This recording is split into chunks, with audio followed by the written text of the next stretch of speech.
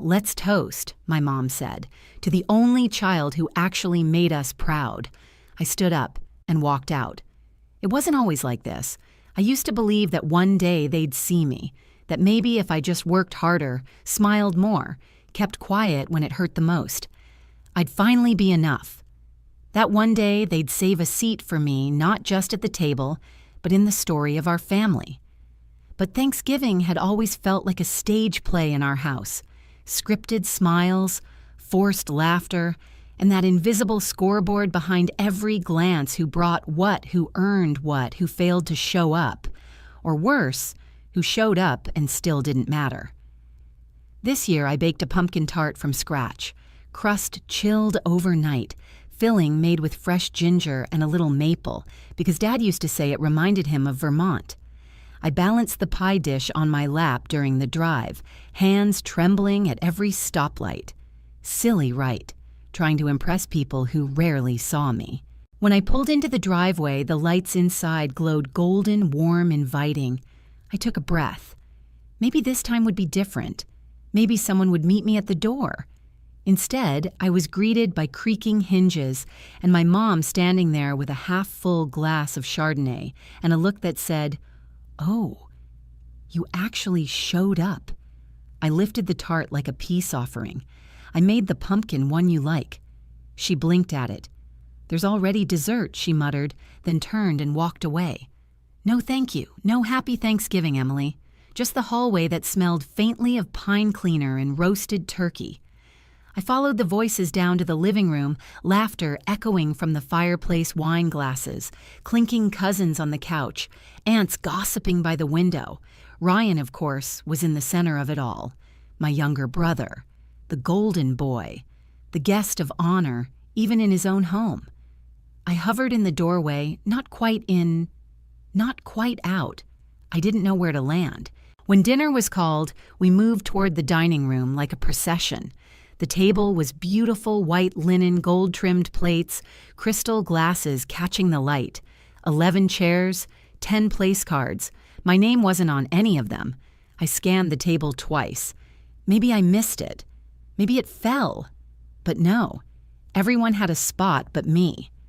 I looked around, heart racing. No one noticed. No one offered to scoot. I spotted a metal folding chair against the wall, cold utilitarian, out of place, just like me. I dragged it to the end of the table. The screech of metal on hardwood was louder than the turkey carving. Still, no one blinked. Dinner began without me. The food was fine, Mom always cooked well, but every bite sat heavy in my mouth like trying to chew past a lump in your throat. I tried to smile, to nod, to laugh at the stories I'd already heard a dozen times about Ryan's new promotion, his new condo, his legendary pitch at work. My uncle clapped him on the back like he'd cured cancer. I chewed in silence, and then it came the moment I always dreaded, the ceremonial toast.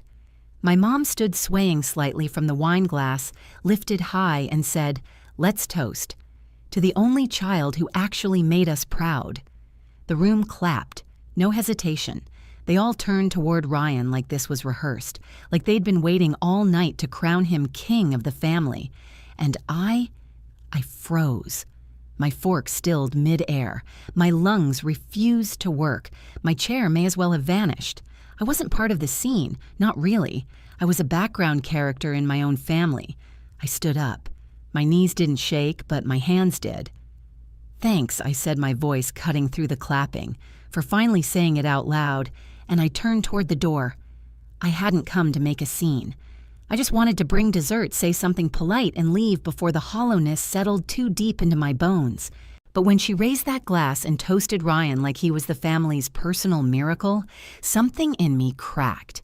Not loud, not messy, just clean and sharp like a bone, splitting after too much pressure. The room went quiet. The kind of quiet that doesn't settle, it slices.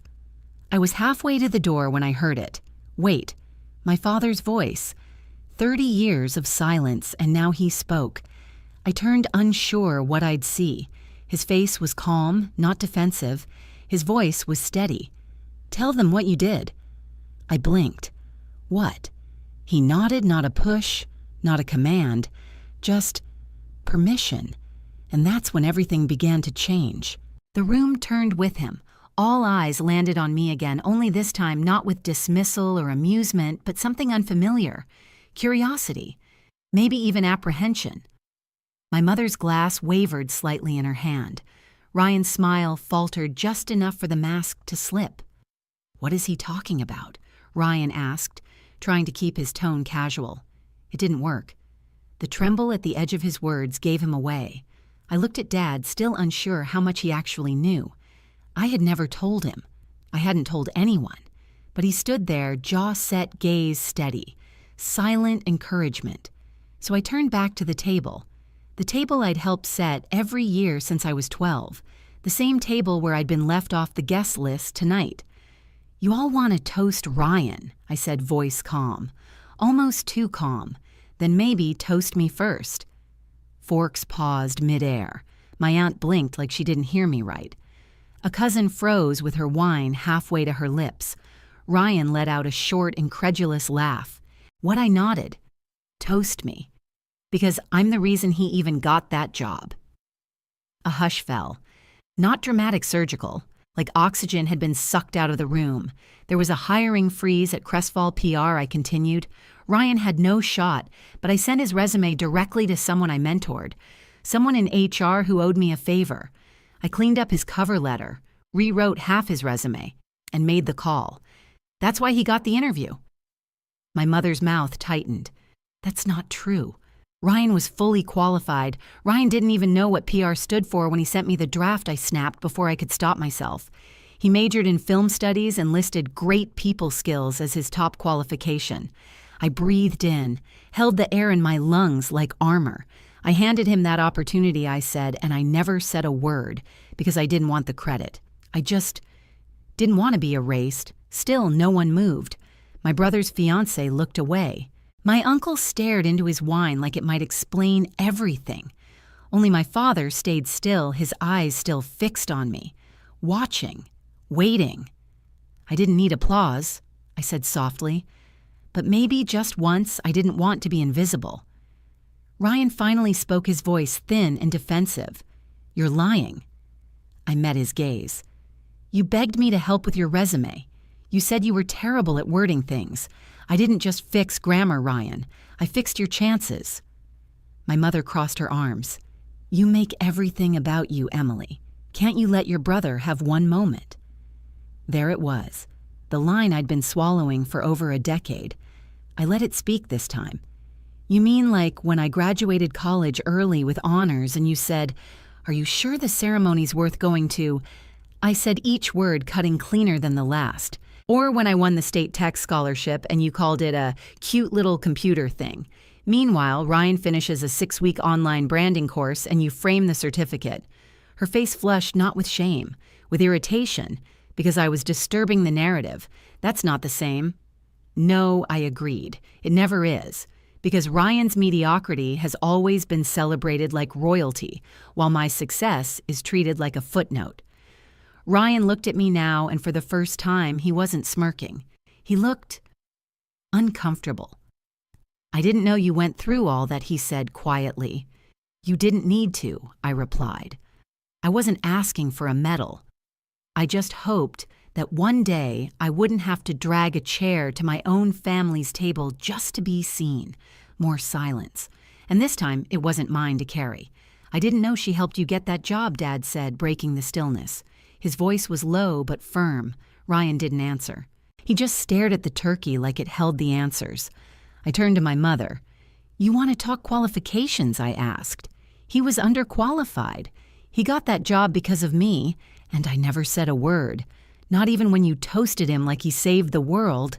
She scoffed. "So what do you want now, Emily Credit?"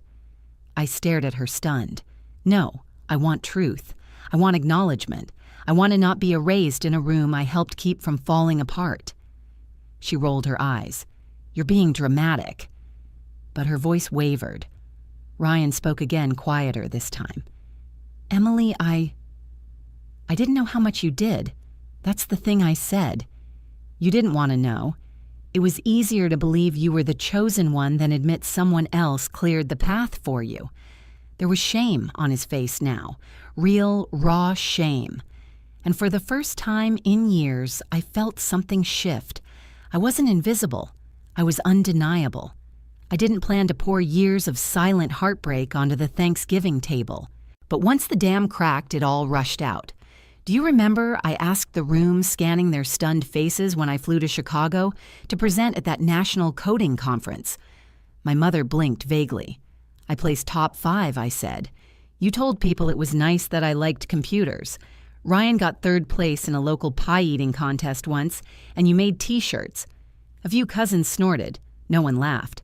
I worked 2 jobs in college, I added, so you wouldn't have to co-sign my loans.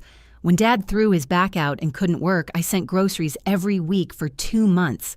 You said it was sweet of me, like I was some stranger helping out of pity.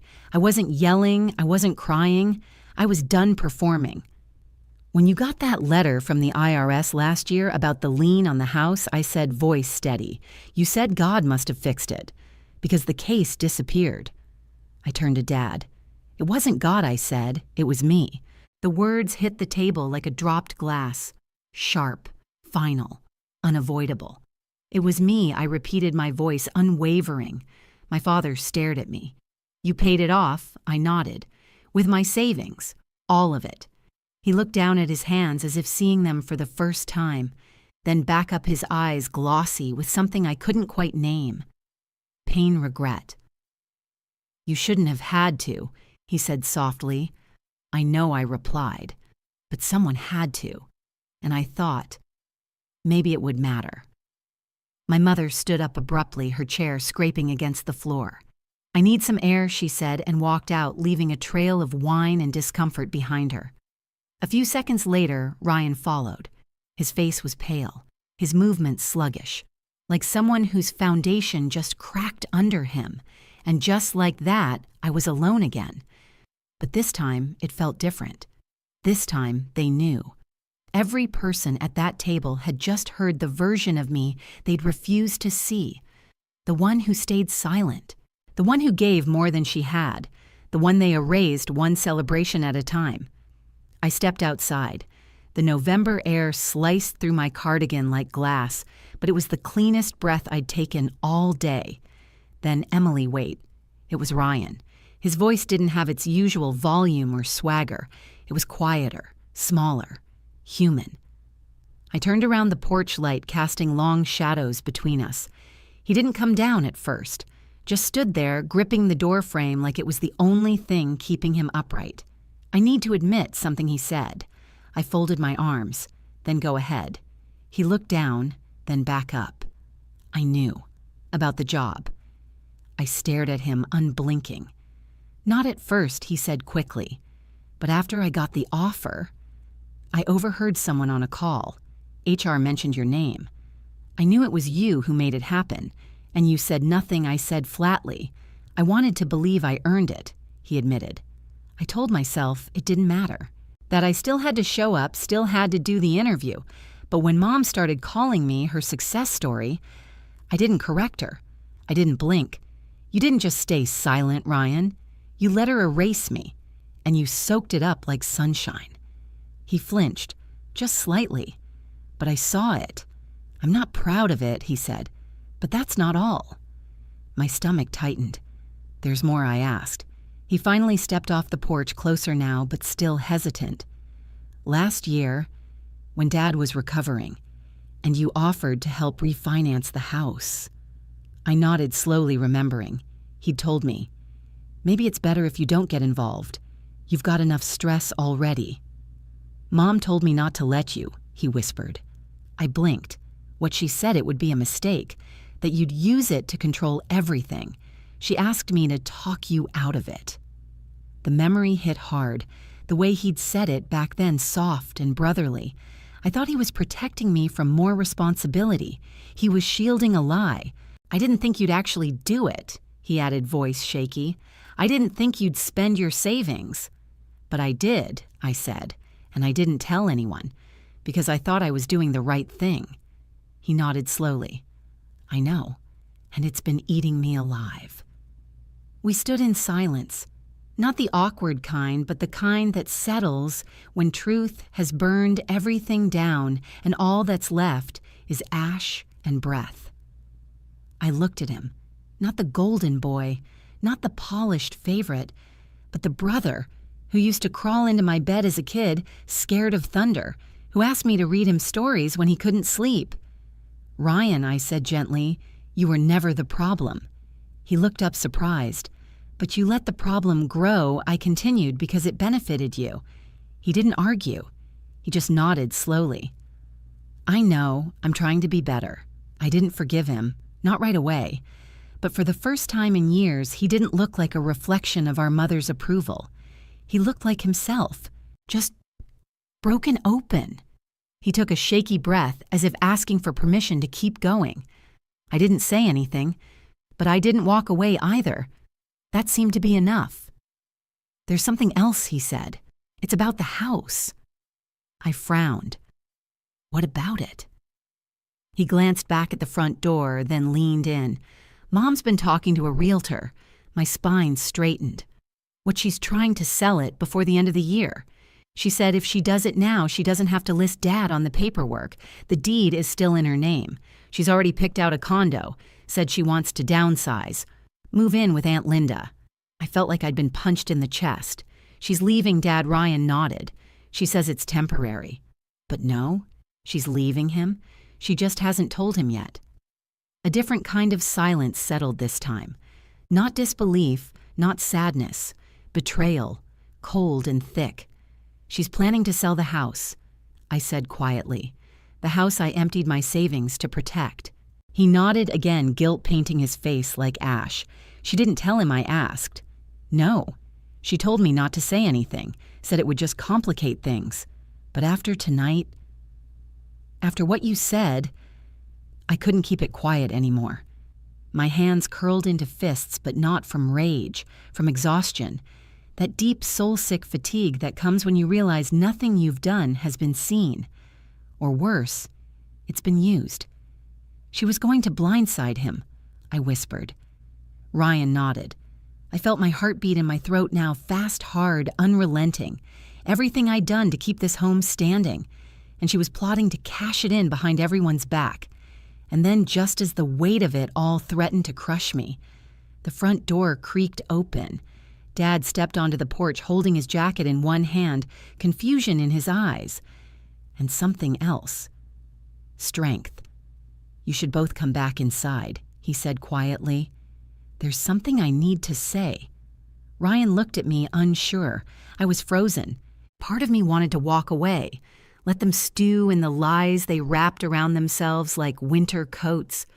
But something in Dad's voice, firm and oddly vulnerable, held me there. I turned to Ryan. He didn't look like Mom's favorite anymore. He looked like my brother, so I nodded. And together we followed Dad back inside. The laughter was gone.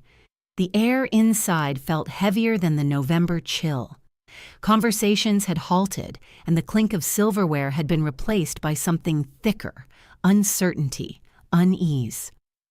We entered the dining room like intruders, though no one said a word. The once beautiful table, still gleaming with gold trim and half-empty wine glasses, looked like a battlefield. Everyone was seated, except Dad. He stood at the head of the table, Mom's usual spot. When she returned from wherever she'd gone, her eyes locked on him like he'd stolen something that belonged to her. She looked ready to speak to reclaim the room, but he beat her to it. "I've made a lot of mistakes as a father," he began, voice low but clear. But the biggest one was letting this family pretend that being loud meant being right, that silence meant weakness, that the child who never asked for attention didn't need it. The entire table froze. He turned to me. "Emily has carried this family more than most of you will ever know." A pressure built in my chest. My breath caught. I wasn't used to hearing my name and praise in the same sentence, not from him, not from anyone. "She paid off the IRS lien on this house," Dad continued quietly. "She helped refinance it, helped me walk when I could barely stand, cooked when I couldn't move, and never once asked for thanks. No one spoke. Even the wall clock above the fireplace seemed to tick louder. And while we were clapping for Ryan, he said, sweeping his gaze across the table, we were standing on the shoulders of the person we ignored. My mother scoffed, brittle and sharp. "Who told you all this?" Dad didn't flinch. "It doesn't matter who told me. What matters is that I know now." Then he reached into his coat pocket, pulled out a manila envelope, set it down on the table. "I spoke to our lawyer," he said. "Starting next month, the house will be in both our names, Emily and mine." Audible gasps rippled through the room. "You're giving her the house," my mother snapped, rising from her seat. "I'm giving her what she already saved," he replied, calm, steady. "You don't have the authority." "I do," he cut in. "You signed over financial control during the refinance. Remember, you didn't read the fine print. You didn't want to deal with the paperwork." Her face drained of color. "For the record," he added, "you don't have the authority to stop me now." The silence that followed was electric, alive with tension. No one moved, not even Ryan. The house itself seemed to hold its breath. Mom sat down, but it wasn't graceful. It was a collapse. Dad remained standing. His frame looked heavier than it had minutes ago, but there was something unshakable in his posture now. Not anger, not pride, just conviction. "You didn't want to deal with the paperwork," he repeated, "because you thought it didn't matter. But it did. And now Emily and I share this home. Legally. Fully." My aunt cleared her throat, trying to change the subject. "Well, maybe we should all just—" "No," Dad interrupted. "This isn't something we smooth over with pie and polite excuses. Not this time." He scanned the room, every cousin-uncle-in-law who had clapped minutes ago when my mother toasted Ryan. "You all sat here," he said, his voice cracking ever so slightly, and applauded while my daughter was humiliated at her own family's table. The guilt settled into the room like fog. "I let my silence become permission," he added. He looked at me again, and this time his eyes shimmered. "When I was recovering from surgery, it was Emily who paid the bills, who made sure the lights stayed on. Not because she wanted recognition, but because she couldn't stand to see her family fall apart. I tried to speak, but couldn't. I just knotted my throat too tight to form words." Dad turned back to the room. "And while I let her carry that weight," he continued, "I watched her mother toast her brother for things Emily made possible." Ryan lowered his head. He didn't try to speak. He didn't need to.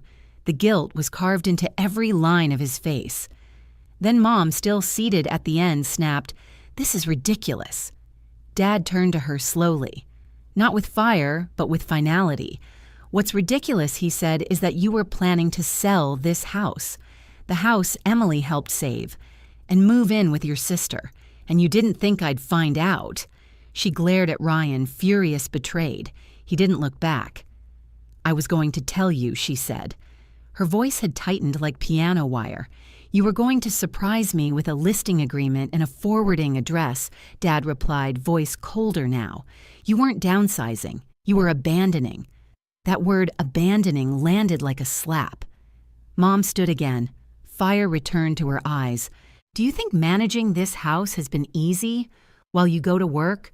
While you sit in silence? I've done everything. You've done everything." Dad cut in, except listen. "To me. To your daughter. To the truth." She turned to me, deflecting. "So what you win now," I met her gaze. Steady, calm. "This was never about winning," I said. "I didn't want a trophy. I just didn't want to be erased." Her mouth opened to fire back, but then something in her eyes broke. Not with sadness, with fear. She didn't cry. She never did. She just turned and walked out again. This time, no one followed her. Dad turned to me. "I know I'm late, Emily," he said, "but I'm here now." I swallowed hard. "Thank you." He nodded. "You deserve to feel like this home is yours, not because your name is on the deed, but because your heart always was. No grand finale, no music swell, just truth, raw, unfiltered, irrevocable." When I looked around the table, no one made eye contact. Not because they were ashamed of me, but because they were ashamed of themselves. And for the first time, I didn't shrink under their silence. I stood in it, owned it. It wasn't the silence of being ignored anymore. It was the silence after a reckoning. The guests left in slow, uneven clusters, their coats rustling like apologies. No one dared speak aloud. A few nodded to me on the way out. No one said much. Not even the cousins who used to call me Miss Tech Wizard like it was a joke. Not even my aunt who once told me Ryan just had more charisma. They walked past me like people passing by a statue acknowledging it existed, unsure if they deserved to look it in the eye. Ryan stayed behind. He didn't ask. He just started clearing the table, stacking plates, folding napkins, scraping leftover sweet potatoes into the trash. No performative gestures, no speeches, just quiet movements like he was trying to finally show up without needing a spotlight. In the kitchen, Dad poured himself a glass of wine. Then he poured one for me. He didn't toast. Neither did I. We didn't need to. The clink of the glasses was enough. Not celebration, not victory, just acknowledgement. Mutual, overdue acknowledgement. A few minutes later, Ryan came in with 2 mugs of coffee. One for him, one for me. He handed it over without ceremony. "I don't know if I can fix all of this," he said, eyes down. "Not just because I feel guilty, okay? Yeah, partly that, but mostly because I miss having a real sister. Not just the idea of one." I stared at him, unsure if it was a trap, or worse, if it was real. "I don't know if I believe you," I said honestly. He nodded. "That's fair." We sat in the kind of silence that doesn't sting, it just lingers like the tail end of a storm. We didn't hug. We weren't there yet. But we weren't on opposite sides of the table anymore either. And maybe that was enough for now. Eventually, I stepped outside. The air had turned colder, but it didn't cut like before. I looked back at the house, the porch I used to enter like an outsider. The windows still glowing with light. It looked the same, but it felt different. Because this time, I wasn't leaving empty. This time I had said what needed to be said. I had claimed what had always been mine, not just the house, but my place, my history, my voice. I went home that night to my small apartment and slept better than I had in years. No racing thoughts, no internal courtroom replaying conversations where I should have spoken up. I'd spoken. I had nothing more to prove. The next morning, I made breakfast, eggs, toast, coffee. Normal, simple, steady. Then my phone buzzed. A text from a cousin I hadn't spoken to all night. "We were all wrong about you. I'm sorry." I stared at it for a long time. Then I typed back, "Don't be sorry. Just be better." I set the phone face down, took a bite of toast, and let the peace settle in, the kind that doesn't come from being praised, but from finally being free. Some people think family betrayal comes like thunder, a dramatic break, a slam door, a final scream. But for me, it came slowly, like erosion, a chair missing from the table, a glance that never landed, a name left off a place card, years of "you're too sensitive," of "it's not that deep," of "you're making everything about you," until one day I wasn't making it about me. I was finally telling the truth. I don't regret standing up from that table. I regret how long I stayed seated. There's something about being erased by the people who raised you. It warps you, makes you question your worth, makes you wonder if love has to be earned in quiet currency babysitting, paying off liens, fixing resumes in the dark so someone else can bask in the light. But the truth, love without recognition isn't love. It's performance. And I'm done performing. My mother may never apologize. She may never see me as anything other than an accessory to her narrative, a foil to Ryan's golden boy arc. That's fine, because I'm not asking for her apology anymore. I have my name on the deed. I have my father's truth finally spoken. I have my own voice unmuted. And I have that sharp, sobering silence that fell over the house when everyone finally realized she was never the background character. She was the spine holding it all together. Ryan and I were figuring it out, not because it's easy, but because for once it's real. As for me, I walk through my days lighter now. No more folding chairs, no more shrinking myself to fit into a frame they chose. Let them call me dramatic. Let them whisper about what I said at Thanksgiving. Because for the first time, they're whispering about me. Not the girl who baked quietly in the background, but the woman who finally stood up and said, "I built this table too. And I'm not sitting on the sidelines anymore." Have you ever been erased by your own family? Felt like the supporting character in a story you helped build? Tell me your story in the comments. I'm listening. And if this hit a nerve, share it. Like, subscribe, and never apologize for choosing your own peace. You deserve a seat at the table, too.